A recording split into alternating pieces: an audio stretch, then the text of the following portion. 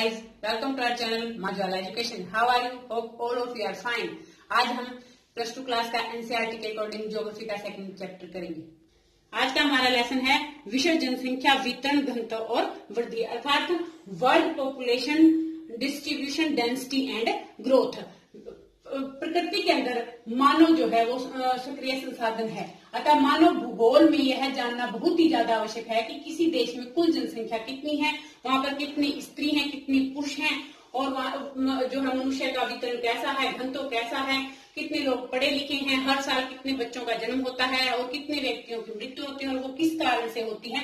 इन सब बातों को, कितने लोग पढ़े लिखे हैं, कितने लोग अभी भी अज्ञानता के अंधकार में हैं, और कितने लोग रोजगार वाले हैं, कितने बेरोजगार हैं, कितने गांव में रहते हैं, कितने शहर में रहते हैं। ये सब बातें जो है आज हम अपने इस चैप्टर में करेंगे। विश्व की जनसंख्या जो है, विश्व की जनसंख्या का वितरण पृथ्वी पर लोग किस प्रकार से वितरित हैं, अर्थात पृथ्वी की भूपृष्ठ पर लोग की कितनी जनसंख्या के रूप में अलग अलग जगहों पर वितरित हैं, इसे हम क्या कहते हैं, जनसंख्या वितरण कहते हैं, जो कि हमारा बिल्कुल पहला ही घटक है। विश्व में जनसंख्या का 90% जो है इसके 10% स्थल पर रहता है, अर्थात 90% जो जनसंख्या है ना, जो स्थल भाग है उसके 10% भाग पर रहती है। वर्ष 2011 में विश्व की जनसंख्या जो है ना वो 658.6 करोड़ दर्ज की गई थी। विश्व जनसंख्या वितरण के प्रमुख प्रारूप या पैटर्न्स इस प्रकार हैं। पहले नंबर पे आता है अक्षांशों के आधार पर वितरण, अर्थात विश्व की जनसंख्या का 90% जो भाग है ना वो उत्तरी गोलार्ध में रहता है और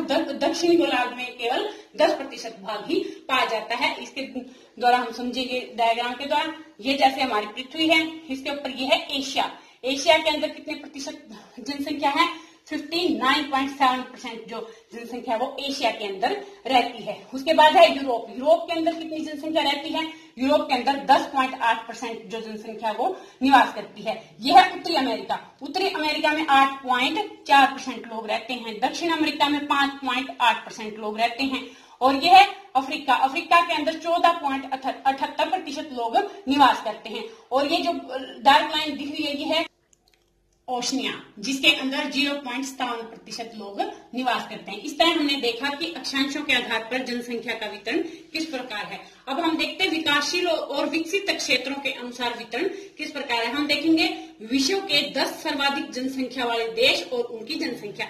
यहाँ है जनसंख्या जो कि करोड़ों में है, 140 करोड़ तक है, और यहाँ पर है 2011 की जनगणना के अनुसार। अब सबसे पहले क्या है, चाइना। चाइना के अंदर कितनी है, 134.96 करोड़ जो जनसंख्या है वो चाइना के अंदर निवास करती है।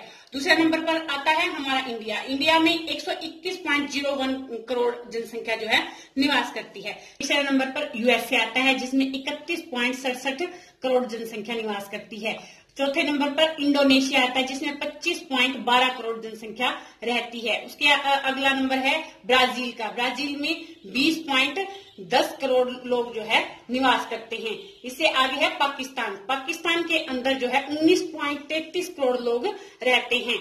इसके बाद है नाइजीरिया। नाइजीरिया में 17.45 करोड़ लोग जो है निवास करते हैं। बांग्लादेश जिसके अंदर 16.37 करोड़ जनसंख्या रहती है। इसके बाद आता है रशिया जिसके अंदर 14.25 करोड़ जनसंख्या निवास करती है, और 10वें नंबर पर आता है जापान जिसके अंदर 12.72 करोड़ जनसंख्या जो है निवास करती है। इस तरह हमने देखा कि विश्व जनसंख्या का 3/4 भाग जो है, अर्थात 79% जो भाग है वो विकासशील देशों जैसे अफ्रीका, लैटिन अमेरिका और एशिया में निवास करता है। बाकी 1/4 मतलब 21% जो लोग रहते हैं वो विकसित देशों में, विकसित क्षेत्रों में रहते हैं, जैसे उत्तरी America, Europe, Japan, Australia, New Zealand और पूर्व सोवियत संघ में निवास करते हैं। और विश्व, इस तरह से हमने देखा कि विश्व की कुल जनसंख्या में जो विश्व विकासशील देश हैं उनका हिस्सा लगातार बढ़ता जा रहा है। इसका मुख्य कारण ये है कि इन देशों की जनसंख्या जो है जनसांख्यिकी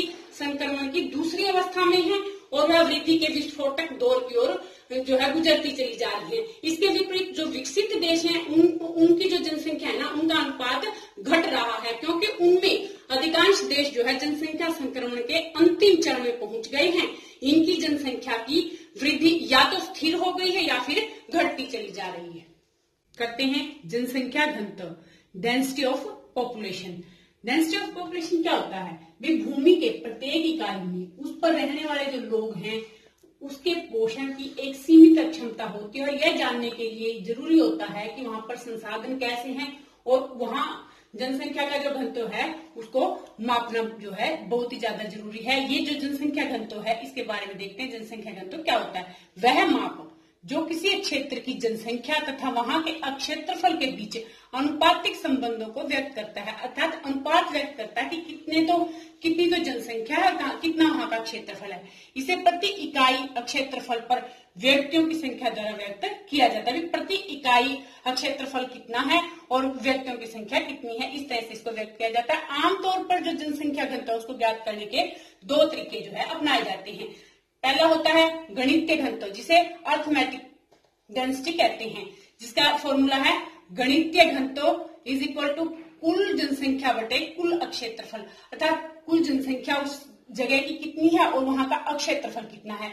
उदाहरण के लिए हमने 2011 की जनगणना के अनुसार दिल्ली का जो जनसंख्या घनत्व है वो हम देखेंगे। जो है दिल्ली की जनसंख्या कितनी है?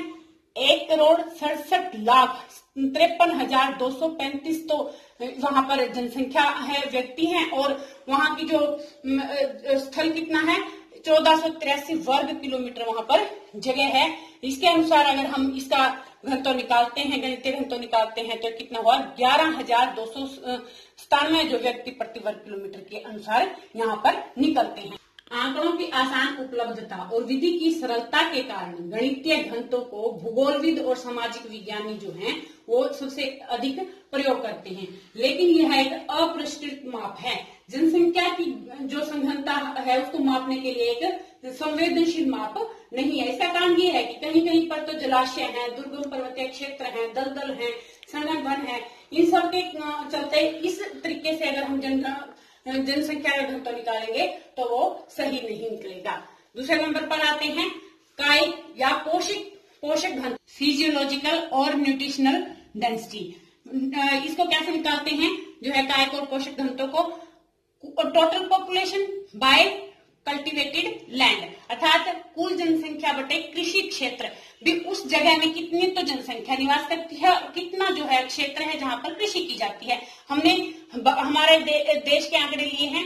हमारा देश जो कि कृषि प्रधान देश है और उसकी जनसंख्या कितनी है? 121.0 करोड़ जनसंख्या है, और वहां का जो कल्टिवेटेड लैंड है वो कितना है? प्योर कल्टिवेटेड, जिसमें से चरागाह वगैरह, दलदल, वन वगैरह निकाल दिए गए हैं, तो ये 14.26 लाख वर्ग किलोमीटर है। इसके अनुसार हमारा आंकड़ा निकलता है 848 व्यक्ति प्रति वर्ग किलोमीटर जो है हमारा पोषक घनत्व निकलता है। इस तरह से हमने देखा कि भी कृषि प्रधान देश जो है उनके अंतर्गत भारत, चीन, इंडोनेशिया, पाकिस्तान, बांग्लादेश ये सब आते हैं, जो कि इनके अंदर जो है जनसंख्या घनत्व का विशेष महत्व है, क्योंकि हमारे जो है कृषि प्रधान देश होने के कारण कृषि हमारे देश में मुख्य भूमिका निभाती है। और इस विधि में भी कई बार कमियां तो होती हैं, लेकिन फिर भी ये जो है काफी हद तक ठीक है। देखते हैं वर्ल्ड डिस्ट्रीब्यूशन ऑफ पॉपुलेशन, अर्थात वर्ल्ड का जो है वितरण जो है पॉपुलेशन का कैसे हुआ। लोग जो है अनुकूल और उपयुक्त स्थानों पर बसना चाहते हैं, उपयुक्त भूभाग जो है कम है। यही कारण है कि जनसंख्या का जो वितरण है वो असमान है। वितरण के आधार पर विश्व को 3 प्रकार के जनसंख्या प्रदेशों में बांटा जा सकता है। जैसे नंबर 1 पे आता है सघन जनसंख्या वाले क्षेत्र, जहां पर जनसंख्या जो है काफी मात्रा में है, बहुत ही ज्यादा जनसंख्या रहती है, उन्हें कहते हैं सघन जनसंख्या वाले प्रदेश। जिनके अंदर कौन कौन आते हैं? मानसून एशिया जहां पर एशिया के अंदर बारिश अच्छी होती है, उनमें कौन कौन से इलाके आते हैं? इनमें दक्षिण पूर्वी चीन, भारत, इंडोनेशिया का जावा द्वीप और बांग्लादेश इत्यादि आते हैं। इसके बाद इसमें आते हैं पश्चिमी यूरोप। यहाँ जो सघन जनसंख्या की पेटी जो है वो इंग्लिश चैनल से नीपद नदी तक विस्तृत है। मतलब कहने का अर्थ यहाँ पर औद्योगिक धंधे जब बहुत ज्यादा हो गए, औद्योगिकीकरण के कारण विदेशों से लोग आए और यहाँ इंग्लिश चैनल में जो है उनको जो है यातायात का साधन सुगम दिखाई दिया, तो इसलिए यहाँ पर लोगों की जनसंख्या जो है वो काफी मात्रा में बढ़ी। इसके बाद है संयुक्त राज्य अमेरिका का कनाडा के पूर्वी भाग। इसका मुख्य कारण जो है यूरोप से अटलांटिक जो मार्ग है ना, उसे आने वाले प्रवासी जो है उन्होंने यहाँ की जनसंख्या जो है काफी मात्रा में बढ़ाई, क्योंकि यहाँ पर भी उद्योग जो है काफी अच्छे तरीके से पल्लवित हुआ, जिसकी वजह से यहाँ पर जनसंख्या जो है वो उसमें वृद्धि हुई। इसके बाद देखते हैं विरल जनसंख्या वाले क्षेत्र या जनविहीन प्रदेश। वे स्थान जहां पर जनसंख्या बिल्कुल ही थोड़ी है या बिल्कुल ही है ही नहीं, वो कौन कौन से हैं, उनके अंतर्गत कौन कौन से आते हैं। सबसे पहले आता है उष्ण मरुस्थल। उष्ण मरुस्थल कौन से होते हैं, जहां बिल्कुल गर्मी होती है, हॉट डेजर्ट्स वगैरह। यहाँ हजारों वर्ग किलोमीटर का क्षेत्र जो है कहाँ पर फैला हुआ है, यहाँ पर सहारा और कालाहारी तो अफ्रीका के अंदर, अट्टाकामा दक्षिण अमेरिका में, और पश्चिमी ऑस्ट्रेलिया वगैरह जो है ये स्थान जो है इसके अंतर्गत आते हैं। इसके बाद आता है अति ठंडे क्षेत्र, वो जहां पर बहुत ही ज्यादा ठंड पड़ती है, जैसे कनाडा और साइबेरिया आदि जो है इसके अंदर आते हैं। इसके बाद है ठंडे मरुस्थल और उच्च पर्वतीय क्षेत्र। इनके अंतर्गत कौन आता है, ठंडे जो मरुस्थल होते हैं जैसे गोपी तकला मकान जो है ये, और इस एंडीज रॉकीज और हिमालय पर्वत इत्यादि जो है इन क्षेत्रों के अंतर्गत आते हैं। इसके बाद आता है विषुवतीय रेखीय क्षेत्र। इसके अंतर्गत कौन कौन से आते हैं, इसमें सघन वनों से युक्त दक्षिण अमेरिका का अमेजन बेसिन और अफ्रीका का जायर बेसिन इत्यादि इसके अंदर आते हैं। इसके बाद देखते हैं मध्यम जनसंख्या वाले प्रदेश, जिसके अंदर ना तो जनसंख्या बहुत ही कम है और ना ही बहुत ज्यादा है, मध्यम जो जनसंख्या वाले क्षेत्र हैं वो इसके अंतर्गत आते हैं। जिसके अंदर सबसे पहले आता है एशिया। एशिया का कौन सा भाग है जो मध्यम जनसंख्या के अंतर्गत आता है, उसमें है पश्चिमी चीन, दक्षिणी भारत, थाईलैंड, कोलंबिया और म्यांमार आदि। इसके बाद है यूरोप। यूरोप में कौन कौन से हैं, Norway, Sweden, Denmark, Estonia, Latvia और बाल्टिक। ये जो प्रदेश हैं जो है किसके यूरोप के अंतर्गत आते हैं और मध्य जनसंख्या वाले प्रदेश हैं। इसके बाद है संयुक्त राज्य अमेरिका। इसके पश्चिम और मध्य भाग जो है इसके अंतर्गत आते हैं। आगे आता है दक्षिण गोलार्ध, जिसके अंदर नील नदी के तटीय क्षेत्र, नाइजीरिया और दक्षिण अफ्रीका के कुछ क्षेत्र आते हैं। इस तरह हमने देखा कि जनसंख्या का वितरण जो है किन आधारों पर हुआ है और किस तरह से जनसंख्या जो है बढ़ती हुई है, कहाँ पर सबसे ज्यादा जनसंख्या रहती है, कहाँ बिल्कुल ही कम रहती है, और कौन कौन से ऐसे इलाके हैं जहाँ पर मध्यम जनसंख्या जो है ये हमने डिटेल से देखा।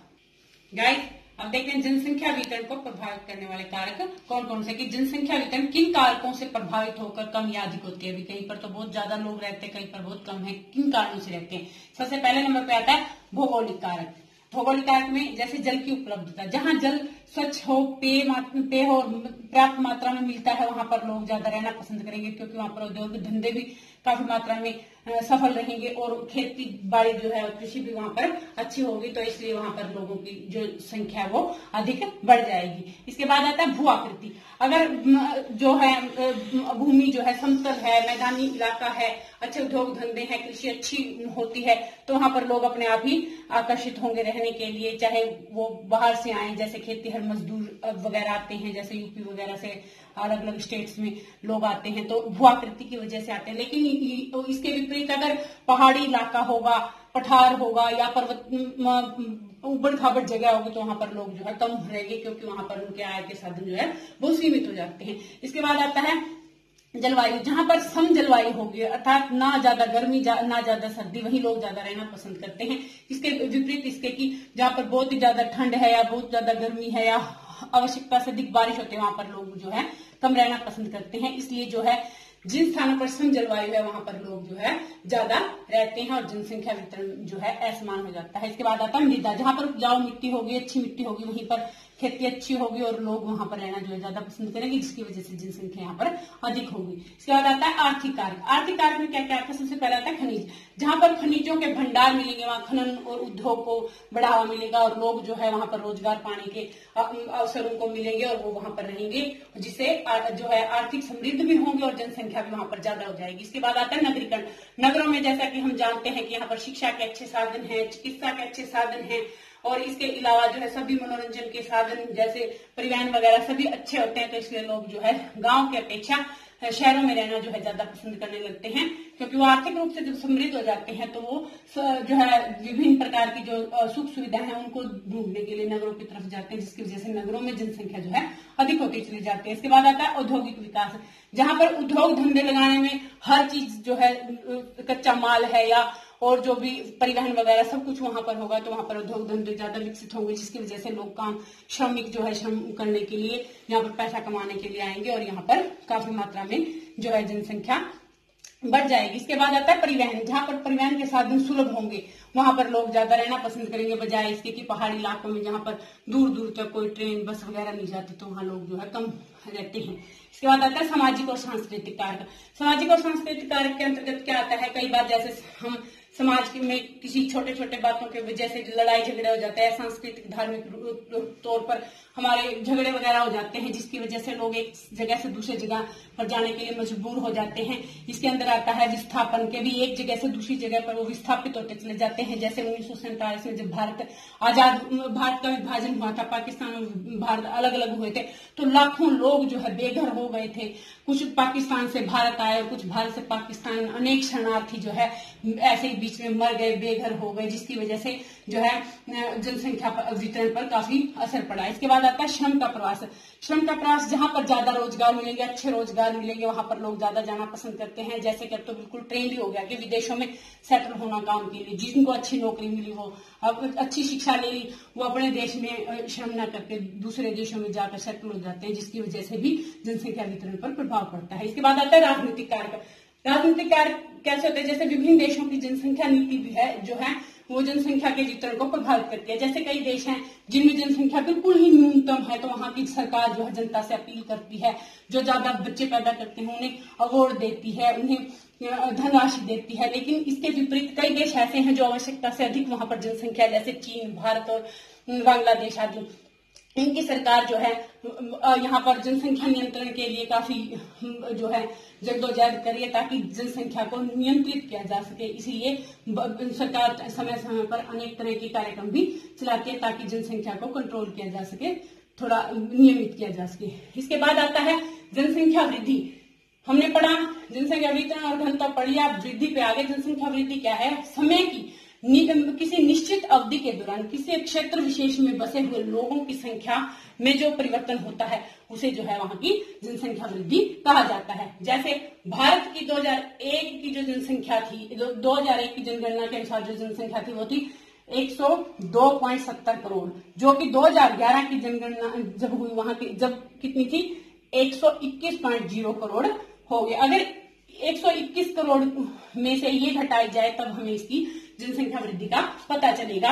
अब हम इसे घटाते हैं तो ये कितनी होती है, 18.31 करोड़, जो कि यहाँ की वास्तविक संख्या जो है पता चलता है। कहने का भाव है कि वृद्धि हुई है पहले दशक की और अगले दशक की, उनके अंदर जब हम डिफरेंस देखते हैं, अगर कमी आती है तो वो समझो क्या हो जाता है, जनसंख्या में वृद्धि कमी हुई है। अगर ज्यादा बढ़ जाती है तो वो वृद्धि होती है। कहने का भाव है कि हमारे 10 सालों के अंदर जो है कितनी वृद्धि हुई है, 18.31 करोड़ लोगों की जनसंख्या की वृद्धि हुई है। इसके बाद देखते हैं जनसंख्या वृद्धि दर क्या होता है। ये तो था जनसंख्या वृद्धि, अब है जनसंख्या वृद्धि दर क्या होता है। यह जनसंख्या में परिवर्तन है जो प्रतिशत में व्यक्त किया जाता है, ऐसा परिवर्तन जो प्रतिशत के अंतर्गत हम इसको व्यक्त करते हैं। जैसे वृद्धि दर, जनसंख्या की वृद्धि बटे कुल जनसंख्या गुणा 100, ये इसका एक फॉर्मूला है। जैसे कि हमने इसमें यहाँ पर वृद्धि दर कितनी है, टोटल आंकड़ा हमने ले लिया है और इससे पहले जो 2001 की जनगणना के अनुसार जो जनसंख्या थी वो ले ली, उसको 100 से जब हम गुणा करेंगे तो हमारी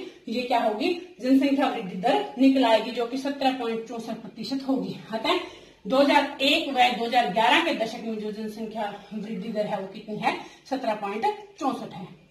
देखते हैं प्राकृतिक वृद्धि क्या होता है। प्राकृतिक वृद्धि जो दो समय बिंदुओं में जन्म दर और मृत्यु दर के अंतर से बढ़ने वाली जो जनसंख्या होती है वो प्राकृतिक वृद्धि कहलाती है। प्राकृतिक वृद्धि को कैसे निकालते हैं, इसका फॉर्मूला क्या है, प्राकृतिक वृद्धि इज इक्वल टू जन्म दर माइनस मृत्यु दर। भाई जन्म, जितने बच्चों ने जन्म लिया उसमें से जितने लोगों की मृत्यु उसको माइनस कर देंगे तो प्राकृतिक वृद्धि जो है निकलेगी। इसके बाद आता है वास्तविक वृद्धि। वास्तविक वृद्धि क्या होता है, इसके अंदर जन्म दर माइनस मृत्यु प्लस प्रवासी माइनस उत्प्रवासी, मतलब जितने बच्चों ने जन्म लिया जितने उसमें से माइनस कर देना जितने लोगों की मृत्यु हुई। उसके बाद जितने लोग विदेशों से या बाहर से आए वो अप्रवासी होते हैं, उनको प्लस करना है, और जितने लोग यहाँ से विदेशों में चले गए उनको क्या कहते हैं, उत्प्रवासी कहते हैं, और उनको इसमें से माइनस करना है। जब ये सब प्लस माइनस करते हैं उसके बाद जो जनसंख्या निकलते हैं वो जो है वास्तविक वृद्धि दर निकलती है। वृद्धि के दो प्रकार होते हैं, धनात्मक वृद्धि और ऋणात्मक वृद्धि। धनात्मक वृद्धि कौन सी होती है? जिसके अंदर जन्म दर अधिक होती है और मृत्यु दर कम होती है, उसको हम धनात्मक वृद्धि कहते हैं। ऋणात्मक वृद्धि क्या होती है? जिसमें जन्म दर तो कम होती है और मृत्यु दर अधिक होती है, अर्थात जन्म लेने वालों की संख्या तो कम होती है और मृत्यु दर जो है वो अधिक बढ़ जाती है किसी रोग के कारण या किसी अछूत के कारण, किसी भी कारण से, तो उसे हम ऋणात्मक वृद्धि कहते हैं। इसके बाद करेंगे जननांकीय संक्रमण। ये क्या होता है? जननांकीय संक्रमण जो है वो सिद्धांत, इसका उपयोग जो है किसी क्षेत्र की जनसंख्या के वर्णन तथा भविष्य में जनसंख्या के पूर्व अनुमान के लिए किया जाता है। यह सिद्धांत हमें यह बताता है कि जैसे समाज जो है ग्रामीण और खेतीहर अशिक्षित अवस्था से उन्नति करके नगरीय और औद्योगिक साक्षरता की तरफ जो बढ़ता है जाता है, तो किसी प्रदेश के अंदर जनसंख्या जो है वो उच्च जन्म दर और उच्च मृत्यु दर से निम्न जन्म दर और मृत्यु दर की ओर परिवर्तित हो जाती है। ये परिवर्तन की अवस्थाएं जो होती हैं, जिन्हें हम सामूहिक रूप से जननांकीय चक्र कहते हैं। जननांकीय चक्र क्या हुआ? जब लोग जो है ग्रामीण और खेतीहर होते हैं, लेकिन जब वो समृद्धि को प्राप्त कर लेते हैं तो वो कहाँ चले जाते हैं? नगरीय और औद्योगिक नगरी की तरफ पलायन करने लगते हैं। ये जो है किसके अंदर आता है? जननांकीय संक्रमण के अंतर्गत आता है। इसके बाद देखेंगे जनसंख्या नियंत्रण के उपाय। जनसंख्या परिवार नियोजन का उद्देश्य अधिक बच्चों का जन्म उसको रोकना और बच्चों के अंदर जो जन्म का अंतराल है उसको बढ़ाना, मतलब कि जल्दी जल्दी बच्चे पैदा ना हो, ताकि माँ और बच्चा दोनों सेफ रह सके और माँ अपने बच्चे को अच्छे से पाल सके। इसलिए जो परिवार नियोजन है, इन्होंने एक मुहिम चला रखी है सरकार ने। परिवार नियोजन की जो सुविधाएं होती है जनसंख्या वृद्धि को नियंत्रित करने, महिलाओं और शिशुओं के स्वास्थ्य को बेहतर करने के लिए प्रमुख भूमिकाएं निभाती हैं। इसके अंतर्गत जैसे एक परिवार नियोजन के बारे में प्रचार प्रसार करना, विभिन्न गर्भ निरोधक के बारे में प्रचार प्रसार करना और लोगों को ये शिक्षा देना कि भाई अधिक जब बच्चे होंगे तो उनका लालन पालन करने में असुविधा होगी, इसलिए कम इतना ही अपने बजट के अनुसार अब जो है शिक्षित लोग हो गए, उसको मानने भी लग गए हैं और परिवार नियोजन की तरफ अब अच्छी दृष्टि हमारे देश के अंदर हो गई है। इसके बाद आता है जनगणना, जो कि हमारा रह गया था। जनगणना क्या होता है ये भी बताना चाहिए। जनगणना निश्चित अवधि में किसी निश्चित क्षेत्र की जनसंख्या संबंधी जो आंकड़े एकत्रित करना जो होता है वो क्या होता है? जनगणना होता है। इस तरह से गाइस हमने देखा आज सेकंड लेसन, जिसमें विश्व जनसंख्या, उसका वितरण, घनत्व, वृद्धि, प्रकृति वृद्धि दर किस तरह से निकालते हैं और जनसंख्या नियंत्रण के बारे में पढ़ा हमने, और जनसंख्या घनत्व को, वृद्धि को, नियंत्रण, इनको कौन कौन से घटक प्रभावित करते हैं। इस तरह से हमने आज ये पूरा कंप्लीट लेसन किया। गाइस आशा करती हूँ कि आपको चैप्टर समझ में आएगा और आप इसे लाइक करेंगे, शेयर करेंगे, कमेंट करेंगे और मेरे चैनल को सब्सक्राइब करेंगे और देखते रहेंगे माँ ज्वाला एजुकेशन। Bye bye.